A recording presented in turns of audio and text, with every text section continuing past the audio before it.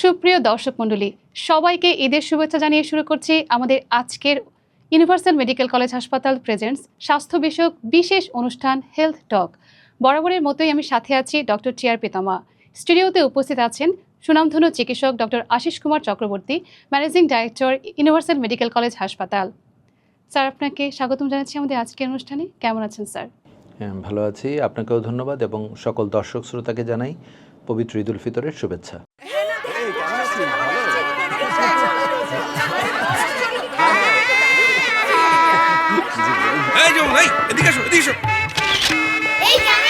আরে বিয়ে সাহেব যে রেস্ট নেন, মেয়ের বিদায়ের দিন, বাবা রেস্ট নিতে পারে। আরে আপনি বসেন।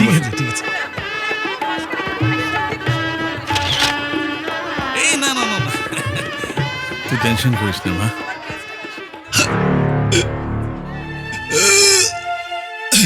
আঙ্কেল, এই বাবা বাবা ইউনিভার্সাল কার্ডিয়াক হসপিটাল।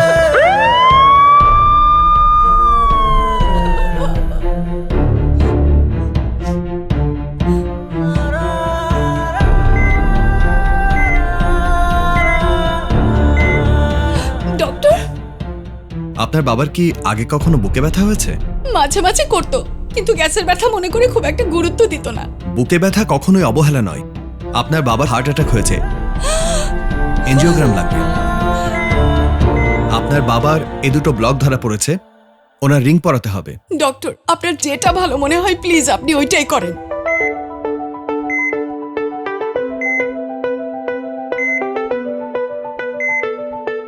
থাকুন নির্ভয়ে, আছে হৃদরোগের বিশ্বমানের চিকিৎসা সেবা। Universal cardiac hospital. বাবা, কাঁদছিস কেন পাগলি? আমি তো ভালো হয়ে গেছি। ইউনিভার্সাল কার্ডিয়াক হসপিটাল আছে আমার পাশে, ওরা আমার হৃদয়ের বন্ধু। যখন আপনার পাশে ইউনিভার্সাল কার্ডিয়াক হসপিটাল, আপনি আর একা নন। ইউনিভার্সাল কার্ডিয়াক হসপিটাল, আপনার হৃদয়ের আরো কাছে।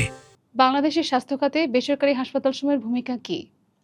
বাংলাদেশে আসলে সরকারি হাসপাতালের পাশাপাশি বেসরকারি স্বাস্থ্য খাত একটি চমকপ্রদ অবস্থানে দাঁড়িয়ে আছে, উইথ ভেরি ফিউ এক্সেপশনস। সেগুলি আমি বলছি। গত 2 দশকে বাংলাদেশে একটি অনুকরণীয় এবং অভাবনীয় ডেভেলপমেন্ট এসেছে হেলথ সেক্টরে। এক সময়, আজ থেকে 15-20 বছর আগে, একটি এনজিওগ্রাম করার জন্য হয়তো কমপক্ষে পাশের দেশ ভারতে যেতে হতো। রিক্সায়, ভ্যানে, প্লেনে, ট্রেনে, বাসে চড়ে, ট্রেনে দাপাদাপি করে, অনেক কষ্ট করে মানুষ জমি বিক্রি করে বিদেশ যেত। কিন্তু আপনি শুনলে খুশি হবেন যে বাংলাদেশে কমপক্ষে 1/2 শতাধিক পূর্ণাঙ্গ কার্ডিয়াক সেন্টার রয়েছে, যেখানে উন্নত বিশ্বের প্রায় সকল কার্ডিয়াক সুবিধা বিদ্যমান। আমাদের ইউনিভার্সাল কার্ডিয়াক হাসপাতাল 24 ঘন্টা একটি ওয়ান স্টপ কার্ডিয়াক সেন্টার, যেখানে উন্নত বিশ্বের যে প্রাইমারি পিসিআই থেকে শুরু করে minimal invasive cardiac surgery, bypass surgery, valve surgery, redo surgery এবং হাই রিস্ক যে বাইপাস সার্জারি সহ 24 ঘন্টা কার্ডিয়াক এমার্জেন্সির সকল ব্যবস্থা রয়েছে। সুতরাং একটি উদাহরণই বোঝানোর জন্য যথেষ্ট।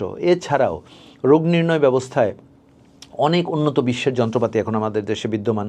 অনেক রিচ ডায়াগনস্টিক সেন্টার, তারকামানের ডায়াগনস্টিক সেন্টার পর্যন্ত বাংলাদেশে রয়েছে। সরকারের পাশাপাশি বেসরকারি স্বাস্থ্য খাত একটি বিশেষ গুরুত্ব বহন করছে।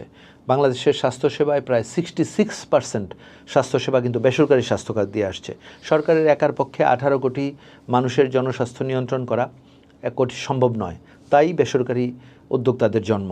আমরা চেষ্টা করছি সরকারের পাশাপাশি বেসরকারি খাত ভালোভাবে এগিয়ে চলতে, মানুষকে উন্নত স্বাস্থ্যসেবা যৌক্তিক মূল্যে প্রদান করতে। যারা উচ্চবিত্ত, তাদের জন্য বিশেষায়িত হাসপাতাল কতগুলি রয়েছে, 5 স্টার হসপিটাল রয়েছে।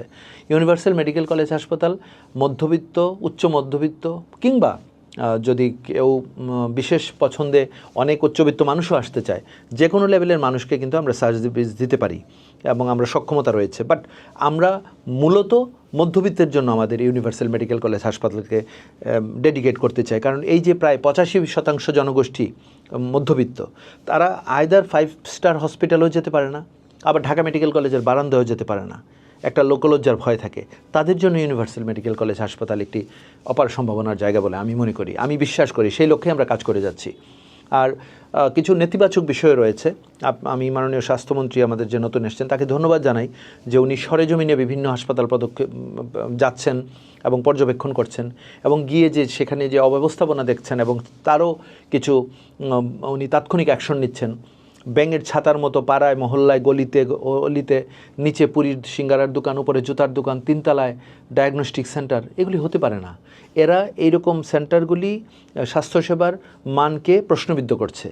এই ছোট ছোট পাড়া মহল্লার ছোট ছোট অবৈধ ডায়াগনস্টিক সেন্টার বা ক্লিনিক্সে যখন একটা রোগী মারা যায় কিংবা ভুল চিকিৎসার অপবাদ আসে, তখন কিন্তু এটি সকল প্রাইভেট হসপিটালের কাছেই গায়ে একটি কাদা ছুঁড়ে দেয়। তখন মানুষ বিভ্রান্ত হয়ে যায়, মানুষ বেসরকারি স্বাস্থ্যখাতকে ভুল বোঝে।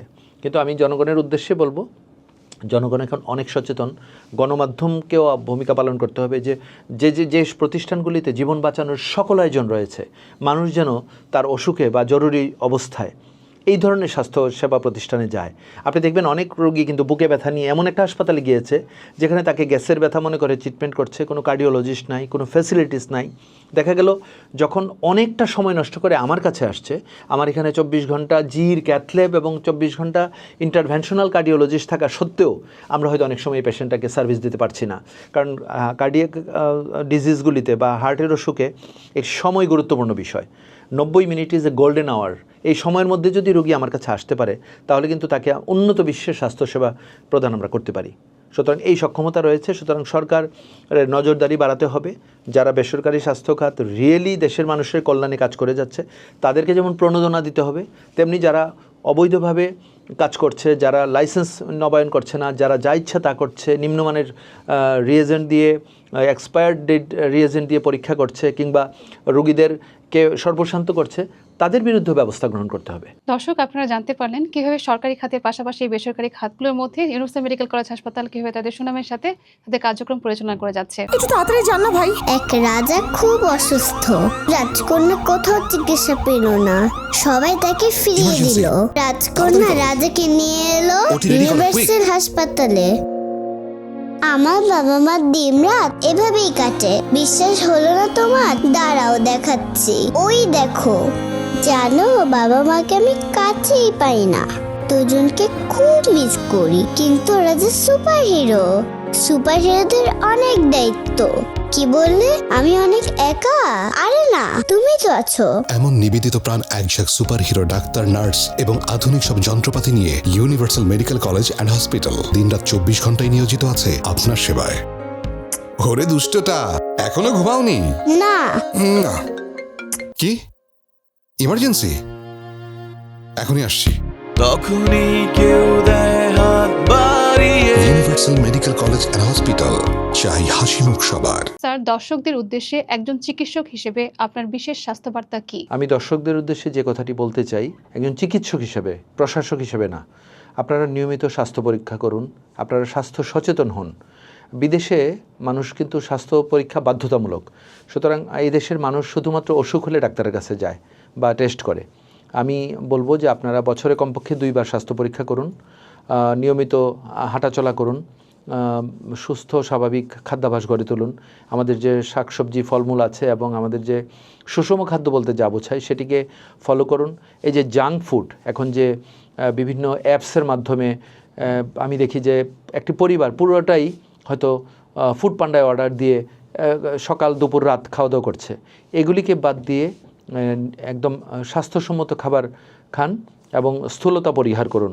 রাত জেগে মোবাইল না টিপে নির্দিষ্ট সময়ে ঘুমিয়ে পড়ুন এবং সকালে উঠে দিনের কাজগুলি করুন। অতিরিক্ত মানসিক চাপ নেবেন না, উৎফুল্ল থাকুন এবং স্বাস্থ্য সচেতন হন। অন্যদেরকে ফেসবুকে স্বাস্থ্য সচেতনতার পরামর্শ দিন।